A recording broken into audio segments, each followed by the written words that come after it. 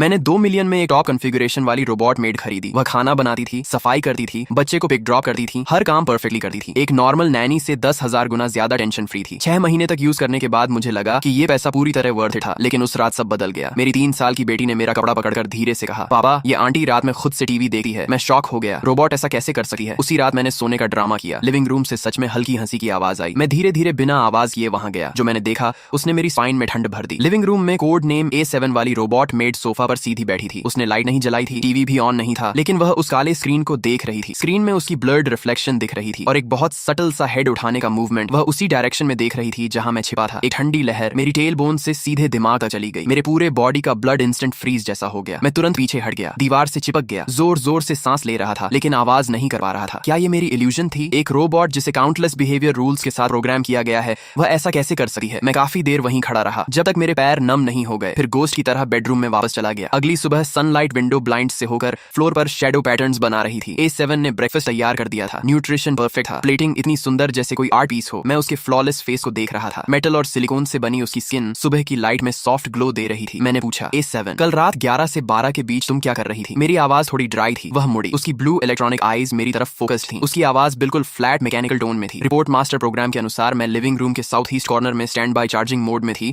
Answer perfect था, बिना किसी फ्लॉ के। लेकिन मेरे अंदर डाउट और बढ़ गया। मैंने घर का CCTV फुटेज निकाला। रिकॉर्डिंग साफ दिखा रही थी कि A7 11 बजे चार्जिंग पोजीशन पर खड़ी थी स्टैच्यू की तरह, लेकिन 11:15 से 11:45 तक पूरे 30 मिनट स्क्रीन व्हाइट नॉइज से भर गई थी। मेरा दिल बैठ गया। A7 ये क्या है? उसने जवाब दिया, रिपोर्ट मास्टर। उस दौरान सिस्टम ने रूटीन क्लाउड डेटा सिंक और फर्मवेयर मेंटेनेंस किया, जिससे टेम्पोररी सिग्नल डिस्टर्बेंस हुआ जो नॉर्मल है। फिर वही फ्लॉलेस एक्सप्लेनेशन। मुझे हेल्पलेस फील हुआ, जैसे हवा में पंच मार दिया हो। मैंने अपनी वाइफ सू वांजिंग को कॉल किया। वह एक अथॉरिटेटिव सॉफ्टवेयर इंजीनियर है और टेक्नोलॉजी पर ब्लाइंड ट्रस्ट करती है। फोन पर उसकी आवाज में इरिटेशन था, ये बस एक छोटा सिस्टम बग है, तुम ओवर रिएक्ट मत करो। मैंने कहा, ये बग नहीं है, मैंने खुद देखा है। उसने हंसकर कहा, तुमने क्या देखा? एक रोबोट लाइफ के बारे में सोच रही थी क्या? उसकी टोन में सार्केज्म था। तुम बहुत फ्री हो इसलिए ओवर थिंकिंग कर रहे हो। मैं फोन पकड़े उसकी बात सुन रहा था और अंदर से ठंडा पड़ गया। दोपहर में मेरी बेटी अनैन ब्लॉक से खेल रही थी। उसका पैर फिसला और वह टेबल के शार्प कॉर्नर की तरफ गिरने लगी। मैं चिल्लाया, लेकिन मैं दूर था। तभी कॉर्नर में खड़ी A7 अचानक मूव हुई। वह लाइटनिंग स्पीड से दौड़ी, इतनी तेज कि आफ्टर इमेज दिख रहा था। उसने एनन को पकड़ लिया। पूरा प्रोसेस 0.5 सेकंड से भी कम था। ये स्पीड किसी मशीन के लिए पॉसिबल नहीं थी। और जब उसने अनैन को पकड़ा तब उसकी आईज में एक फ्लैश आया। इमेज में थोड़ी डिस्टॉर्शन और ब्लर था, जैसे किसी इनविजिबल हैंड ने बैकग्राउंड में कुछ इरेज कर दिया हो। रात में मैंने जानबूझकर पानी गिराया। A7 क्लीन करो। वह आई और परफेक्टली फ्लोर साफ करने लगी। जब वह झुकी तब मैंने उसके नेक के पीछे देखा। आर्टिफिशियल स्किन के नीचे कॉलर के पास एक बहुत छोटा मार्क था। A और 7 का पैटर्न, टैटू जैसा या बर्न स्कार जैसा। मेरा दिल एक पल के लिए रुक गया। मैंने तुरंत एक्सक्यूज बनाकर सू वंजिंग को कॉल किया। वंजिंग तुम घर आ जाओ, नेटवर्क अनस्टेबल लग रहा है। उसने हंसते हुए कहा, एक रोबोट ही तो है, तुम क्या डाउट कर रहे हो? फोन में उसके कॉलीग्स की हंसी सुनाई दी। मेरा वर्ल्ड टूट गया। मैंने डायरेक्ट सवाल पूछना बंद कर दिया। सबको लगा मैं मेंटली अनस्टेबल हो गया हूँ। अगर कोई बिलीव नहीं करता तो मैं खुद प्रूफ ढूंढूंगा। मैंने सीक्रेटली A7 को ऑब्जर्व करना शुरू किया। एक रात वह आनन को बेड टाइम स्टोरी सुना रही थी। जब कहानी खत्म हुई और छोटी रैबिट अपनी माँ के पास वापस गई, तब मुझे एक बहुत हल्की सप्रेस्ड साई सुनाई दी। इतनी हल्की जैसे इल्यूजन हो, लेकिन वो साउंड मेरे दिमाग में चुभ गई। मैंने ऑनलाइन एक माइक्रो वॉइस रिकॉर्डर खरीदा, उसे टेडी बेयर की आंख में छुपा दिया। वीकेंड पर मैंने अनैन से कहा, हम नानी के घर जाएंगे। जाते वक्त जानबूझकर टेडी बेयर छोड़ दिया। A7 ने रिमाइंड किया, लेकिन मैंने कहा कोई बात नहीं, अगले दिन ले लेंगे। अगले दिन मैं अकेला वापस आया। A7 ने दरवाजा खोला। मैंने टेडी बेयर उठाया और क्लीनिंग का एक्सक्यूज देकर बेडरूम में ले गया। डोर बंद करके हेडफोन्स लगाए और रिकॉर्डिंग सुनी। उसमें A7 की कहानी सुनाने की आवाज थी, क्लीनिंग की आवाज थी, टीवी न्यूज की आवाज थी। सब कुछ नॉर्मल था। मैंने टाइमलाइन आगे बढ़ाई। रात के लेट टाइम पर पहुंचा। 3 बजे पूरा साइलेंस था। जब मैं ऑलमोस्ट गिव अप करने वाला था, तभी एक बहुत हल्की सप्रेस्ड आवाज आई। उस आवाज में दर्द और डिस्पेयर था, जैसे कोई डाइंग एनिमल आखिरी बार आवाज निकाल रहा हो। मेरे हाथ जोर से कांपने लगे। मैंने उस ऑडियो को कट करके एनक्रिप्ट किया और सू वंजिंग को भेज दिया। बिना कुछ लिखे आधे घंटे बाद उसने रिप्लाई किया, प्रोफेशनल सॉफ्टवेयर से एनालिसिस करने पर ये सिर्फ चार्जिंग के दौरान आने वाला वीक इलेक्ट्रिकल नॉइज है, कई डिवाइसेस में होता है। गू चेन, अब इस बात को छोड़ दो, ठीक है? मेरा खून ठंडा पड़ गया। इलेक्ट्रिकल नॉइज, अब वो मुझे सीरियसली भी नहीं ले रही थी। मैं जमीन पर बैठ गया, बेड के सहारे। पहली बार खुद को पूरी तरह अकेला महसूस किया। मैंने सू वंजिंग के साथ चैट डिलीट कर दी और कंप्यूटर से जेनेसिस टेक्नोलॉजी के बारे में सारी सर्च हिस्ट्री भी। जेनेसिस टेक्नोलॉजी A7 की कंपनी है, एक जायंट टेक कंपनी जिसे मीडिया और कैपिटल ने आसमान पर चढ़ा दिया है। इंटरनेट पर सिर्फ उसकी प्रेज है, एक भी नेगेटिव इन्फो नहीं। मैंने एक्ट करना शुरू किया कि मैंने डाउट छोड़ दिया है और नॉर्मल हाउसवाइफ बन गया हूँ। मैं A7 से मजाक भी करने लगा, उससे AI प्रोग्रामिंग के बेसिक सवाल पूछने लगा और हर बार वह परफेक्टली जवाब देती थी, बिना किसी गलती के। पूरी तरह से ऑफिशियल और परफेक्ट डेटाबेस नॉलेज के अनुसार मैं तुमसे जवाब दे रहा हूँ। फिर हमारी कॉन्वर्सेशन को लर्निंग इंटरैक्शन के रूप में माँ करके ऑटोमेटिकली क्लाउड पर अपलोड किया जाए। ये सोच मुझे अंदर से बेचैन कर देती है, जैसे वह मुझे मॉनिटर कर रहा हो। नहीं, ये सोच और भी डरावनी थी कि जेनेसिस टेक्नोलॉजी उसके थ्रू मुझे मॉनिटर कर रही है। ये रियलाइजेशन मुझे अंदर तक हिला देता है। एक वीकेंड डीप क्लीनिंग के दौरान मैंने देखा कि A7 स्टडी रूम में एक बहुत heavy redwood book shelf move कर रही थी। वही बुक शेल्फ जो मैंने और सू वंजिंग ने शादी शादी के समय खरीदा था। इतना भारी था कि डर लगा था। A7 ने अपनी पूरी स्ट्रेंथ यूज करके उसे स्मूथली डेजिग्नेटेड पोजीशन पर रख दिया। टास्क पूरा करने के बाद वह वहीं खड़ी रह गई, हाथ नीचे किए हुए। मैंने देखा कि उसकी प्रोस्थेटिक मटेरियल वाली हाथ की फिंगर्स अनकंट्रोलेबली हल्की हल्की ट्रेम्बल कर रही थी। ये प्रोग्राम बग नहीं था, बल्कि किसी मसल फैटीग जैसी बायोलॉजिकल रिएक्शन थी। रात को मुझे नींद नहीं आ रही थी। मैंने एक बैकअप टैबलेट लिया जो पहले से मॉडिफाई करके मेन नेटवर्क से डिस्कनेक्ट किया गया था। उसमें एक हिडन बैकअप कैमरा कनेक्टेड था जो अनैन के रूम डोर की तरफ पॉइंटेड था। स्क्रीन पर A7 की स्लिम सिलुएट दिखाई दी। वह रूम के अंदर नहीं गई, बस डोर के बाहर क्वाइटली खड़ी रही, बिल्कुल मोशनलेस। कॉरिडोर की विंडो से मूनलाइट अंदर आ रही थी और उसकी शैडो बहुत लंबी हो गई थी। वह मून को देखती हुई एक स्टैच्यू जैसी लग रही थी। उसके अंदर एक अनएक्सप्लेनेबल सैडनेस थी। उस मोमेंट पर मैं शॉक नहीं था, बल्कि उसके लिए या फिर उस बॉडी के अंदर ट्रैप उस पर्सन के लिए डीप सिंपैथी महसूस करने लगा। मैंने डिसाइड किया कि सू वंचिंग से फेस टू फेस बात करूंगा, हेल्प मांगने के लिए नहीं, बल्कि उसे लास्ट चांस देने के लिए। वह वर्क से घर आया, मैंने अनन को सुला दिया और सारी एविडेंस उसके सामने रख दी। मॉडिफाइड मॉनिटरिंग वीडियो, A7 के फ्रेम की हाई रेजोल्यूशन फोटोज और वह साउंड जिसे वह इलेक्ट्रिकल नॉइज कहता था, लेकिन वह एक हार्ट ब्रेकिंग साइलेंट स्क्रीम जैसा लग रहा था। सू वंचिंग, ये सब देखो। मेरी आवाज अनयूजुअली काल्म थी। उसने ग्लासेस उतारे और काल्मली सब कुछ देखा। कमरे में लॉन्ग साइलेंस फैल गया, सिर्फ क्लॉक की टिकिंग सुनाई दे रही थी। मुझे लगा वह शॉक होगा या एंग्री होगा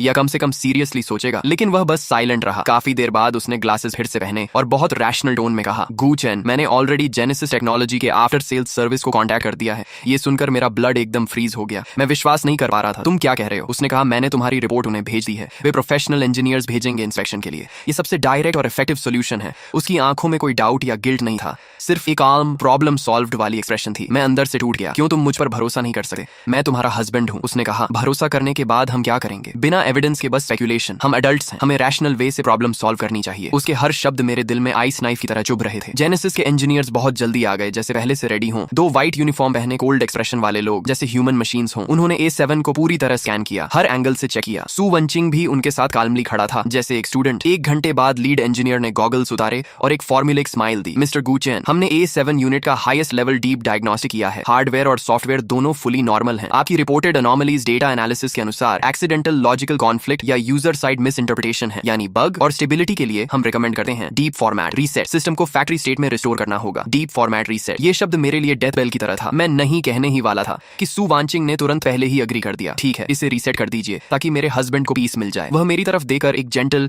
लेकिन स्ट्रेंज स्माइल दे रहा था। उस मोमेंट वह मुझे पूरी तरह अनफैमिलियर और डेंजरस लगा। A7 को सिल्वर मोबाइल आइसोलेशन चेंबर में ले जाया गया। मैं थिक साउंड प्रूफ ग्लास के पीछे खड़ा था। उसे सेंटर में फिक्स किया गया। पावर ऑन होते ही उसका बॉडी अचानक जर्क हुआ। उसकी सिंथेटिक स्किन के नीचे मसल्स वायलेंटली रिएक्ट कर रहे थे। मुझे लगा उसकी एक्सप्रेशनलेस फेस पर एक मोमेंट के लिए अनबेरेबल पेन की झलक आई। मैं ग्लास तोड़ने के लिए दौड़ा ही था कि सू वंचिंग पीछे से उसने मुझे कसकर पकड़ लिया और कहा, कृपया शांत रहो, वे समस्या का समाधान कर रहे हैं। मैं पूरी ताकत से छूटने की कोशिश करता रहा, चीखता रहा और अपनी आंखों के सामने देखता रहा कि मेरी सारी मेहनत और एकमात्र सबूत सिस्टम द्वारा फॉर्मेट कर दिए गए। 20 मिनट बाद फॉर्मेटिंग पूरी हो गई। A7 उस कंटेनमेंट यूनिट से बाहर आई, लेकिन अब वह पहले से भी ज्यादा परफेक्ट हो चुकी थी। उसके कदम मिलीमीटर तक सटीक थे। उसकी मैकेनिकल आवाज में अब कोई भी नॉइज या गड़बड़ी नहीं थी। हर मूवमेंट घड़ी की तरफ बिल्कुल प्रिसाइज था। वह मेरे सामने आकर हल्का सा झुकी और बोली, मालिक, A7 आपकी सर्विस में है। उस रात सू वंचिंग बिस्तर के किनारे बैठकर मुझसे माफी मांगती रही। पति, मुझे माफ कर दो, आज मैंने जल्दबाजी कर दी, लेकिन मैं सिर्फ जल्दी सॉल्यूशन चाहती थी ताकि तुम और ज्यादा कंफ्यूजन में न रहो। मैं उसकी तरफ ईट करके खिड़की के बाहर रात को देख रहा था और कहा, सू वंचिंग, हम अलग कमरे में सोएंगे। मैं उसे पूछ नहीं रहा था, मैं उसे इन्फॉर्म कर रहा था। वह औरत जिसके साथ मैं 5 साल से रह रहा था, मेरे बच्चे की माँ, उसने आज मुझे ही डार्कनेस में धकेल दिया था। वह सोचती थी कि वह प्रॉब्लम सॉल्व कर रही है। नहीं, उसने दूसरों के साथ मिलकर मुझे ही डिलीट करने की कोशिश की थी। फिर मैंने एक एक्टिंग शुरू की जैसे सब कुछ नॉर्मल हो गया हो। मैं नए A7 पर स्माइल करता, उसे काम देता और उसके बारे में कोई सवाल नहीं करता। सू वंचिंग इससे बहुत खुश थी। उसे लगा कि उसका तरीका सक्सेसफुल हो गया, लेकिन उसे नहीं पता था कि कुछ टूट जाने के बाद फिर कभी वैसा नहीं होता। मैं चुपके से इंटरनेट पर डेटा रिकवरी और हैकिंग से जुड़ा पूरा इक्विपमेंट मंगवाया। दिन में मैं एक नॉर्मल परिवार जैसा बिहेव करता और रात में सब सो जाने के बाद खुद को कमरे में बंद करके उन टेक्निकल नॉलेज को सीखा। मैं नए A7 को 1 हफ्ते तक ऑब्जर्वेशन से देखा और पाया कि वह हर रात 4 बजे अपने सभी लोकल कैश डेटा को डिलीट कर देती है, लेकिन उसके सिस्टम के अंदर एक एनक्रिप्टेड लॉग फाइल थी जिसे कोई भी क्लीनिंग सिस्टम छू नहीं सकता था। वही उसका ब्लैक बॉक्स था। उसे पाने के लिए मुझे फिजिकल पोर्ट चाहिए था और वह पोर्ट उसकी गर्दन के पीछे उस A7 मार के नीचे छिपा था। उसे खोलने के लिए सिर्फ कंपनी का स्पेशल टूल चाहिए था। मेरे पास वह नहीं था, इसलिए मुझे एक एक्सीडेंट बनाना पड़ा। शनिवार की दोपहर मैंने बच्चों से कहा, चलो लुका छिपी खेलते हैं। A7 को काउंटिंग दी गई। मैंने सीढ़ियों के मोड़ पर एक बेहद स्लिपरी कांच की गोली रख दी। जैसे ही A7 बच्चे को लेकर नीचे आ रही थी,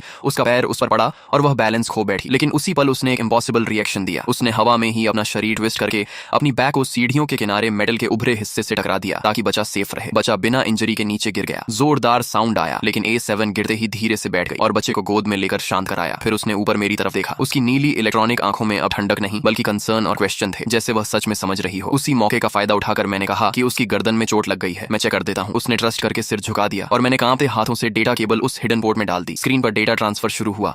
मेरा दिल तेज धड़क रहा था। जैसे ही 99 पहुंचा, अचानक एक ठंडी ग्रिप मेरे हाथ पर पड़ी। A7 ने मेरा हाथ कसकर पकड़ लिया। उसकी ताकत असाधारण थी। मेरी हड्डियां तक दबने लगी। तभी दीवार पर लगी फैमिली फोटो अचानक गिरकर टूट गई। A7 की आंखें लाल हो गईं और तेजी से फ्लैश करने लगी, जैसे अंदर कोई सिस्टम बैटल चल रहा हो। लेकिन मैंने शांत रहते हुए कहा, मैं तुम्हारा एनिमी नहीं हूं। कुछ सेकंड बाद उसकी पकड़ ढीली पड़ गई। उसने धीरे से मेरा हाथ छोड़ दिया और पीछे हट गई। उसकी आंखें फिर से शांत नीली लाइट में लौट आईं।